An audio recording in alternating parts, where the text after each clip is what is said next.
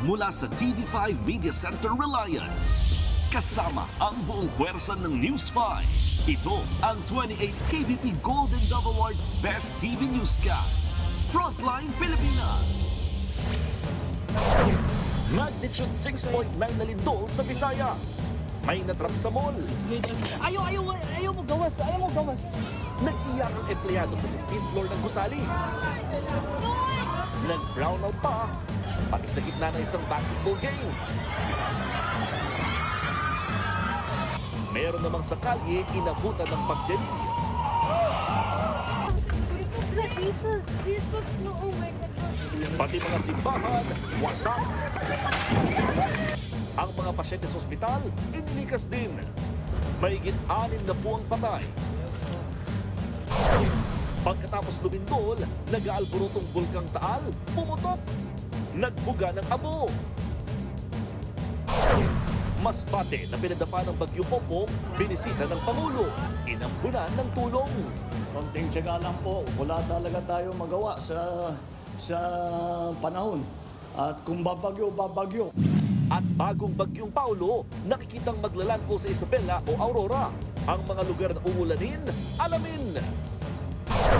At mga kandidata ng Miss Asia Pacific International sa Cebu, nagtakbuhan at napatalo sa stage ng biglang lumindol.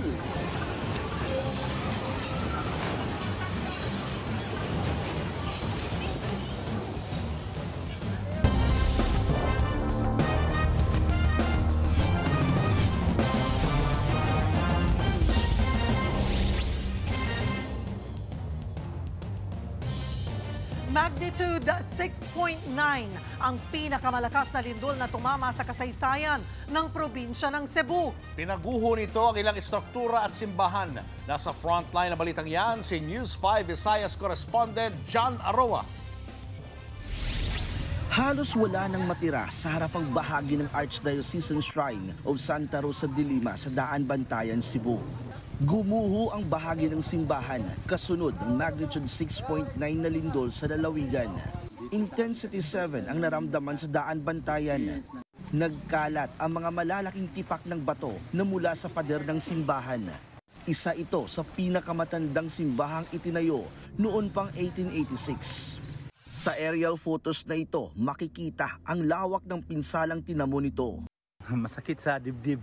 Nakakaiyak ang mga pangyayari dito sa amin kasi first time namin naka-experience ng lindol na ganito, and we don't expect that this church will be devastated by the earthquake.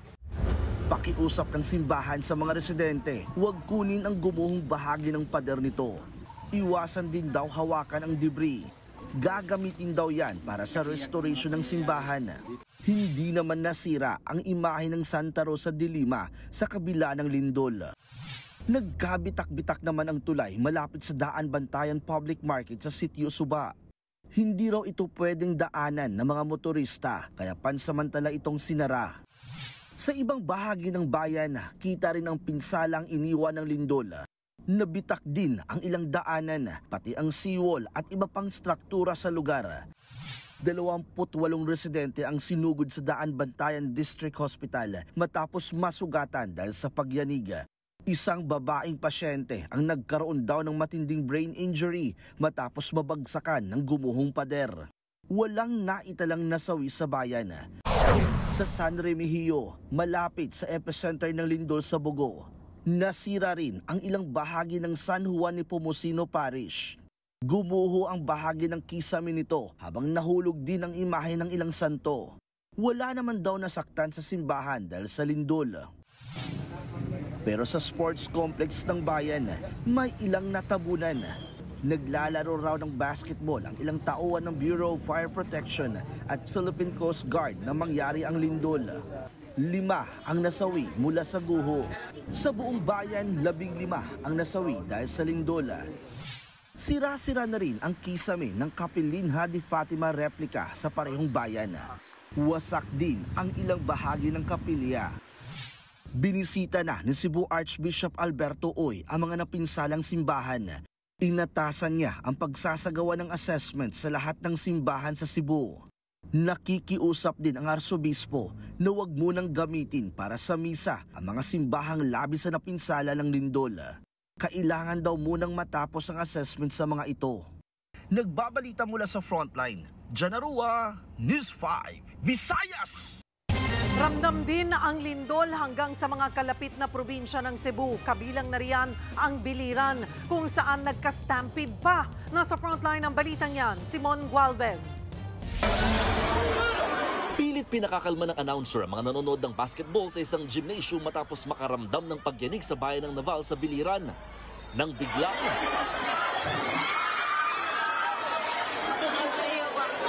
hindi na napigilang magpanik at magkagulo ang mga tao. Hanggang sa nagka-stampede kung saan isang napaulat na sugatan. Sa Calbayog, Samar naman, nagkalampagan ng mga gamit sa kusina ng bahay na yan. Ultimo ang tubig sa lababo, kitang malakas ang paggalaw. Tumagal din ito ng ilang segundo. Nagbabagsakan naman ang mga gamit mula sa taas ng isang condominium building sa Iloilo City. Napatakbo tuloy palabas ng gusali ang mga residente.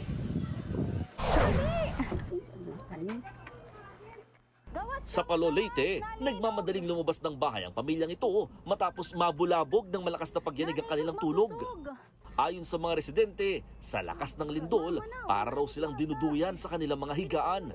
Paglabas ng bahay, lalo umano silang natakot nang makita ang wires ng mga poste na tila sumasayaw. Sa Baybay City naman, napahinto mga driver sa lakas ng lindol. Ang isang truck umaatras sa bante pa sa lakas ng yanig. Ayon sa Fivox, naramdaman ng mga pagyanig matapos tumama ang 6.9 na lindol sa Cebu. Intensity 5 ang naramdaman sa Leyte at Biliran, Intensity 2 naman sa Iloilo, habang Intensity 4 sa ilang bahagi ng Samar. Nagbabalita mula sa Frontline, Mon Gualvez, News 5. Showbiz, eto na nga! Mga kapatid, ito na nga ang mga latest showbiz balita ngayong Miyerkules. Napatakbo at napatalon sa stage ang mga kandidatang rumarampa sa Miss Asia Pacific pageant nang biglang lumindol sa Cebu City.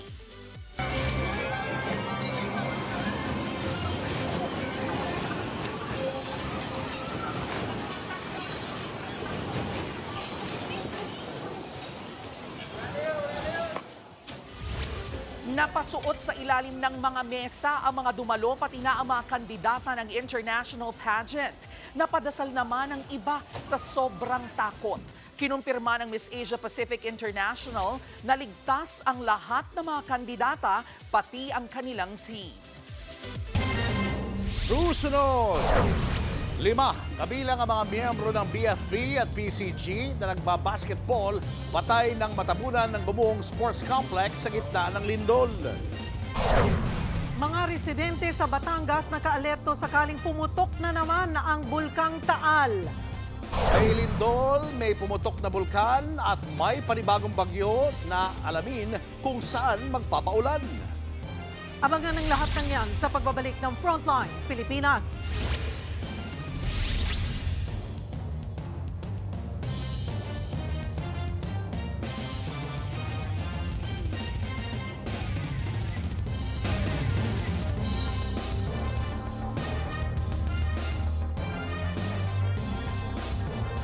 Mga kapatid, Julius Babaw po, nasa Middle East o saan mang dako ka ng mundo, manatiling may alam at may pakialam sa mga mainit na balita dito sa ating bansa. Simulan po natin ang bawat araw sa tuloy-tuloy na balitaan sa Frontline. Mag-follow at mag-subscribe sa social media pages ng News 5. Ilang oras lang makalipas ang lindol sa Cebu, pumutok naman ang Bulkang Taal sa Batangas. Pinag-iingat na ang mga residente sa posibleng ashfall. Live mula sa Batangas, nasa Frontline na balitang yan si Gary De Leon. Gary? Julius, na nating kalmado at walang aktibidad na naganap dito sa Taal Volcano ngayong maghapon. No? Kung sakaling man daw magkaroon ay ready ang mga residente kung sakaling magkaroon muli ng minor eruption. Pasado alas 2 ng madaling araw kanina nang muling mag-alboroto ang Bulkang Taal. Minor phytomagmatic eruption ang nangyari o isang maliit na pagputok kapag nagalo ang magma at tubig. Dahil dyan, sumisirit ito palabas bilang abo at usok. Kahit 15 minuto lang tumagal ang pagputok ng Taal, nagbuga ang bulkan ng plume o usok at abo na aabot sa 2,500 meters ang taas. Tinangayan ng hangin sa direksyon Pailag at Kanluran. Hanggang kaninang umaga, kita pa rin daw ng ilang residente ang usok sa paligid ng bulkan.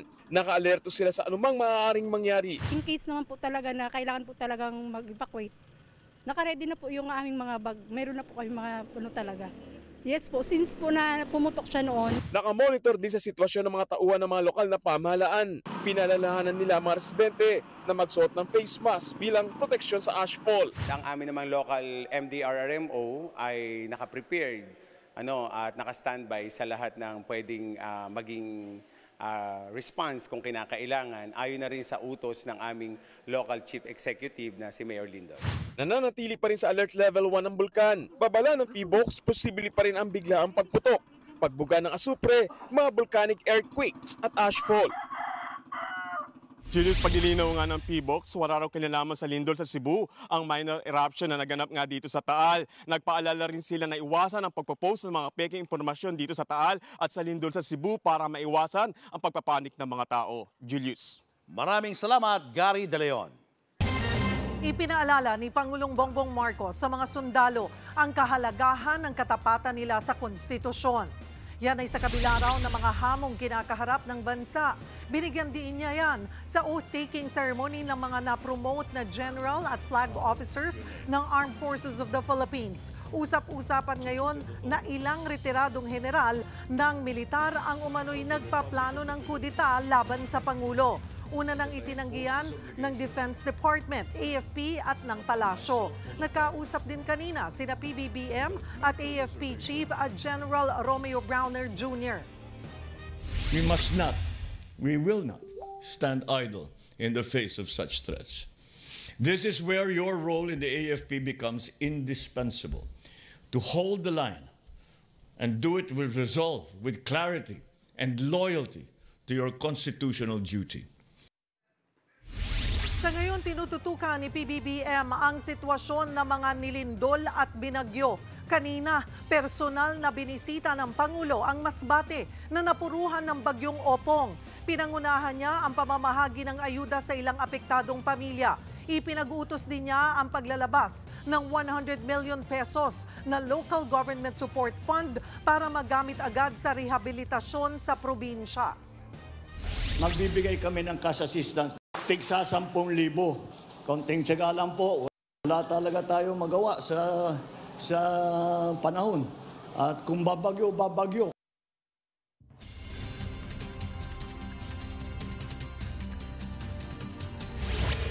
Mas lumakas pa ang bagyong Paulo habang tinatahak ang Philippine Sea. Huling namataan ang bagyo sa layong 695 kilometers east ng southeastern Luzon. Ang hangin ito umaabot sa hanggang 55 kilometers per hour na may pagbugsong hanggang 70 kilometers per hour. Pakanluran ang kilos ng bagyo sa bilis na 25 kilometers per hour. Posibleng maglandfall ang bagyong Paulo sa Isabela o Aurora. At sa Sabado pa ito nakikitang lalabas ng bansa. Sa ngayon, kalat-kalat na pag-ulan ang mararanasan sa Metro Manila, Northern at Central Luzon. Easterlies naman ang magpapaulan sa Batanes, Cagayan, Apayao at Ilocos Norte. Localized thunderstorms naman na makaapekto sa ibang bahagi ng bansa. Susunod, ilang residente sa Cebu na trap sa mall habang lumilindol. Nag-iyakan din ang mga empleyadong niyanig habang nasa 16th floor ng gusali. Isa sa mga pinakamatandang simbahan sa Daan Bantayan, Cebu, gumuho dahil sa lindol. At Jaja Padilla, personal na naghatid ng tulong sa mga nilindol sa Cebu. Yan at iba pa sa pagbabalik ng Frontline Pilipinas.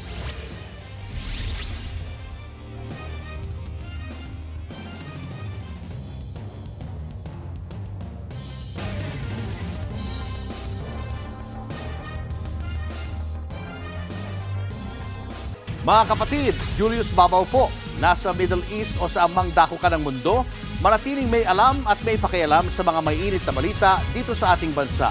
Simulan po natin ang bawat araw sa tuloy-tuloy na balitaan sa Frontline. Mag-follow at mag-subscribe sa social media pages ng News 5.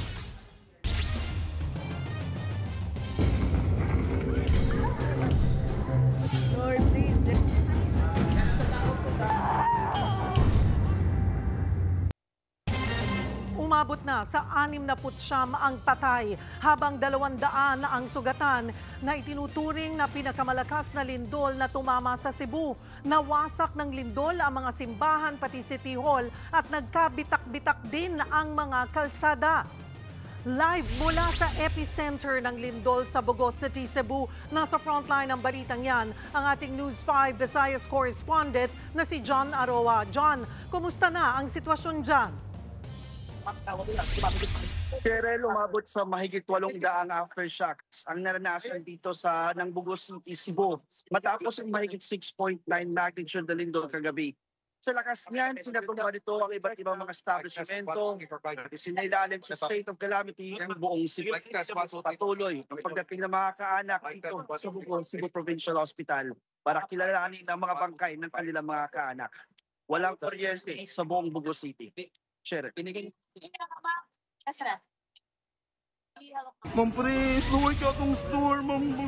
Wasak at gumuho ang fast food restaurant na ito sa Bugos City, Cebu. Nabasag naman ang mga salamin at nagbagsakan ang mga debris sa isa ring kainan na ito. Sunod-sunod ding establishmento ang gumuho. Ang mga kalsada nagkabitak-bitak. Ganito kalakas ang magnitude 6.9 na lindol na tumama sa syudad kagabi. Pagdating naman sa harap ng ospital ng Bugo, inabutan ng News 5 ang mga telang nakalatag sa lapag. Dito, isa-isang hinilera ang mga nasawi. Ang masaklap, habang tumatagal, dumarami ang dinadalang body bag, gaya na lang ng batang yan.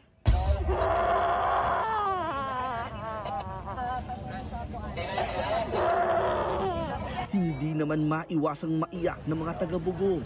Karamihan sa kanila, iniisa-isa pa ang mga body bag para makilala ang mga nasawing kaanak.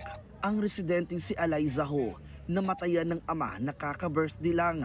Yinakap daw ng kanyang ama ang kapatid para makaligtas na magka-landslide matapos ang pagyanig. Ano, wala na ako, Papa. Hindi ko kayo mausaan ako pag-explain sa iya. Lahat na ako, Papa. Lahat na ako. Hindi ko kayo mausaan kung buhato na wala na siya. Si Margie Baterna naman, namatayan ng mentor. Lasa na ito na mo nga. Bakak, yakatawa.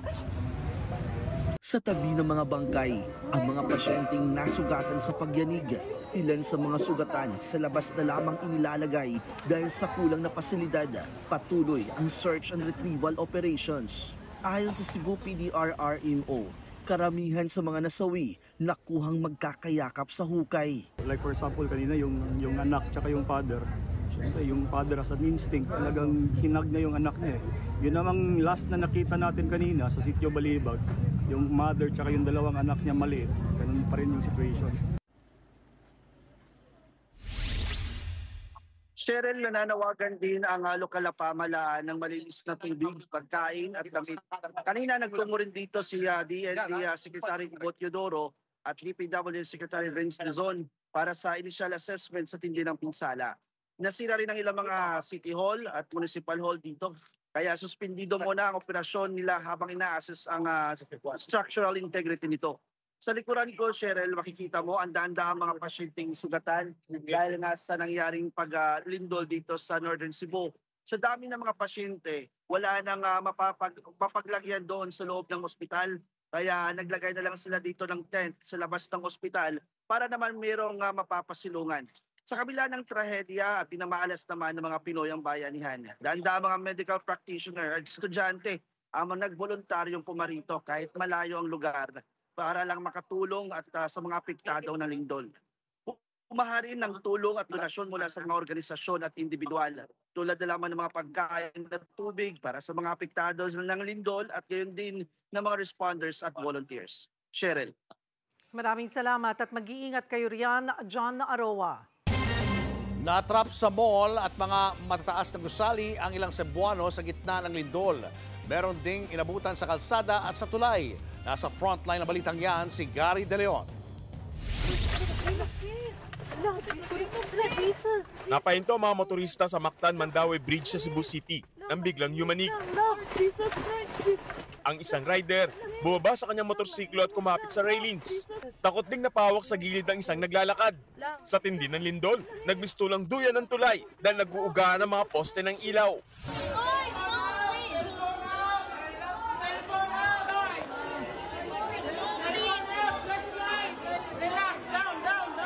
Sa kasagsagan din ng lindol, nawalan ng kuryente sa gusaling ito. Rinig na pinapakalma ang mga empleyado na nasa 16th floor. Ang mga empleyado naman ng isang mall, natrap at nagsiksikan sa ilalim ng lamesa. Gumuho kasi ang bahagi ng establishmento. Lord, please, Lord. Ang isa sa kanila, napahugulgol sa takot. Lord, please, send some help, Lord. Nang tumigil ang pagyanig, nagmamadaling lumabas ng mall ang mga tao. Napatakbo naman sa kalsada ang mga residente ng barangay Sawang Calero sa lakas ng lindol. Kalma. Sa Colon Night Market naman, muntik pang magkagulo. Meron kasing bumagsak na debris mula sa lumang gusali.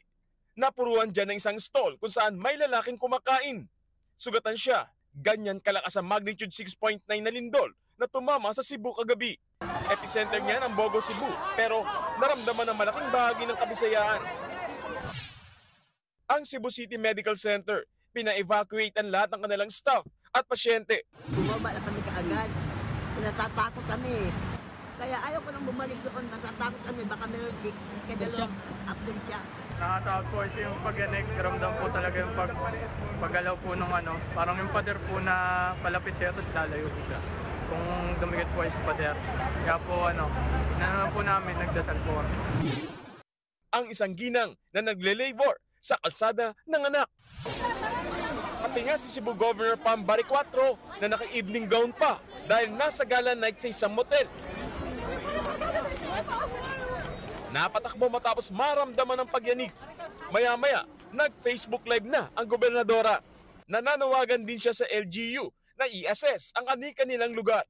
So I'm on my way to the PNP Command Center to look at the actual the damages. Sa Medellin, Cebu naman, 10 na naitalang nasawi. May mga gumuho kasing bahay, pati ang kanilang munisipyo apektado. Nagdeklara na ng state of calamity sa lugar. Sa bayan ng Sogot, isang aso naman na ispat ng tila may hinahanap sa landslide area matapos ang lindol. Ayon sa mga residente, alaga na isang lola ang aso na nasawi matapos ang landslide. Inilikas naman ng mga pasyente sa isang infirmary sa Tobogon, Cebu. Umabot din ang malakas na lindol sa isla ng Bantayan. Sa video, kitang nag-uugaan ang loob ng bahay ng isang residente. Nasira rin ang bahagi ng Bantayan Church. Sa lakas ng impact, nagkalat sa kalsada ang mga tipak ng bato. Nagbabalita mula sa frontline, Gary De Leon, News 5. Bibisita si Pangulong Bongbong Marcos sa Cebu bukas. Ang ibang miyembro ng kanyang gabinete pumunta na ngayong araw sa probinsya kung saan tuloy-tuloy ang search and rescue operations. Live mula sa Mactan, Cebu International Airport, nasa frontline ng balitang yan, si Mon Gualvez. Mon, ano na ang update dyan? Cheryl, hindi bababa sa 2 bilyong piso ang initial na assessment ng Department of Public Works and Highways o DPWH pagdating sa mga napinsalang tulay at kalsada pa lamang matapos yanigin ng magnitude 6.9 na lindol itong malaking bahagi ng Cebu kabilang din sa inspeksyon itong Mactan Cebu International Airport kung saan mahigit 1 oras ding naantalang operasyon kagabi. Kita ang paggalaw ng mga display sa Mactan Cebu International Airport kagabi sa gitna ng pagyanig ng magnitude 6.9 na lindol sa Cebu. Agad na inilikas sa mga pasahero. Matapos ang assessment, balik din sa normal ang operasyon. Sa Bogo City naman na epicenter ng lindol, tuloy ang search and retrieval operations. Na-recover ng mga tauhan ng Bureau of Fire Protection sa Central Visayas ang bangkay na ito. Tulong-tulong silang buhati ng biktimang nasawi mula sa guho. Ginamit rin ng Philippine Air Force ang C-130 na cargo aircraft nito para magpadala ng dagdag na rescuers. Maghahatid din ng BRP Teresa Magbanwa ng Philippine Coast Guard ng emergency medical equipment mula Maynila papuntang Bogo. Umabot sa 36 na doktor, nurse at medical personnel ng PCG ang sakay din ng barko papuntang Bogo City. Tuloy-tuloy ang pagpapadala ng medical supplies at dagdag na relief goods sa Capitol Command Center. Pati mga volunteers tulad ng health workers pumila sa Kapitolyo para tumulong sa relief at medical operations. Dumating na rin sa Bogo City sina Defense Secretary Gibo Chodoro, Social Welfare Secretary Rex Gatchalian at Public Works Secretary Vince Dizon. Nakipagpulong sila sa mga lokal na opisyal para malaman ng lawak ng pinsala ng lindol. Handa na rin daw ang relief goods mula sa DSWD. We have around 300,000 family food packs ready for disposal. We also assured the governor that yung mga gastos ng mga pamilya na may injury ay tutulungan ng DSWD. Yung mga sa kasamaang palad na matayan, we will also help them with the bills para sa pagpapalibing. 10,000 pesos daw ang ipapaabot na burial cash assistance sa mga kaanak ng mga nasawi. Bibisita raw si Pangulong Bongbong Marcos sa Cebu bukas. Cheryl, magdamagan na ang ginagawang clearing operations ng DPWH lalo sa mga pangunahing kalsada para mapasok at makarating pa rin daw dito ang mga kailangang tulong lalo sa may Northern Cebu.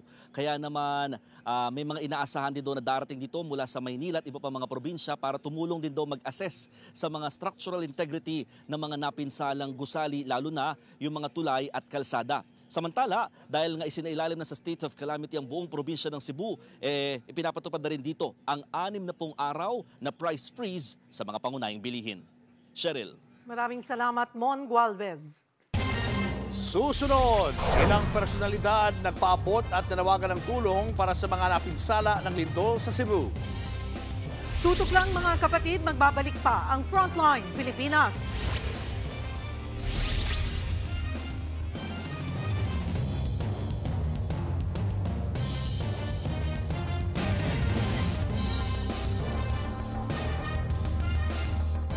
Mga kapatid, Cheryl Cosim po.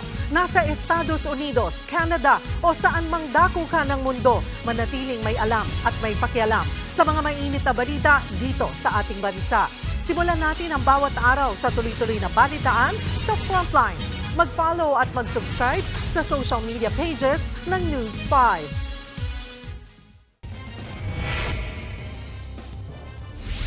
Kapapasok lamang po na balita, sa botong 15-3-2 in-adopt ang Senate resolution na naghihikayat sa Senado na i-request sa International Criminal Court ang house arrest para kay Pangulong Rodrigo Duterte dahil sa humanitarian considerations. Nagpaabot naman ng pakikiramay sina Pangulong Bongbong Marcos at Vice President Sara Duterte matapos ang pananalasa ng magnitude 6.9 na lindol sa Cebu. Pagtitiyak ng Pangulo, tinutugunan na ng pamahalaan ang mga pangangailangan na mga naapektuhan ng lindol. Hinihikayat din ni PBBM ang lahat na manatiling alerto, makinig at sumunod sa abiso ng lokal na pamahalaan. We are still assessing the damage there, but the earthquake was very strong. Pagka yung mga ganyang klaseng numbers, that's a very, very big number already. So we're assessing the damage, we're assessing the needs na pangangailangan. Nagpaabot din ng panalangin si BP Sara para sa mga naulilang pamilya at sa mga nasugatan dahil sa lindol. Maghahatid din daw ng tulong ang kanyang opisina sa mga apektadong residente. Showbiz, eto na nga! Mga kapatid, ito na nga kasunod ng mapaminsalang lindol na yumanig sa Cebu at iba pang probinsya, nagpaabot agad ng tulong ang singer na si Jaja Padilla. Personal pong inihatid ni Jaja sa Cebu Capital Command Center ang mga ready-to-eat food packs at bottled water para sa mga naapektuhan ng lindol. Sa social media naman, ipinaalam ng Cebu-based celebrities na sina Kay Abad at Slater Young na ligtas sila at kanilang mga pamilya, kasabay ng panawagang tumulong para sa mga apektado. Nag-mark safe din si Kim Chu sa pamamagitan ng isang groupie. Bumuhos din po ang hiling na panalangin na tulong ng ilang personalidad para sa Cebu, gaya ni na Miss Universe 2019 Gazini Ganados, Manilyn Reynes, Ellen Adarna at Inday Fatima. At yan nga po ang ating mga showbiz balita ngayong Miyerkules. See you tomorrow mga kapatid. Ako po si Jerby Rice. Patuloy po muna ating ipagdasal yung mga kababayan natin sa Cebu Province. Katulad nga ng sinabi ni John Aroa, mahigit 800 na yung aftershocks at umabot pa sa 4.8 yung pinakamalakas na aftershock. So parang talagang earthquake na rin yun. Wake up call yan sa ating lahat. Kailangan maghanda tayo lagi. No? At yan ang mga balita at impormasyong dapat niyong malaman sa araw na ito. Mga balita para sa mga may alam at may pakialam. Abangan niyo ulit kami bukas dito sa TV5 sa 1PH, RPTV, True TV at 105.9 True FM. Kami ang inyong mga kasangga sa Frontline Pilipinas.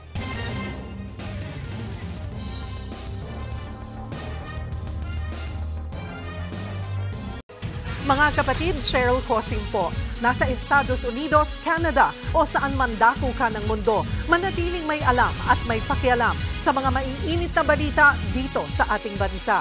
Simulan natin ang bawat araw sa tuloy-tuloy na balitaan sa Frontline. Mag-follow at mag-subscribe sa social media pages ng News 5.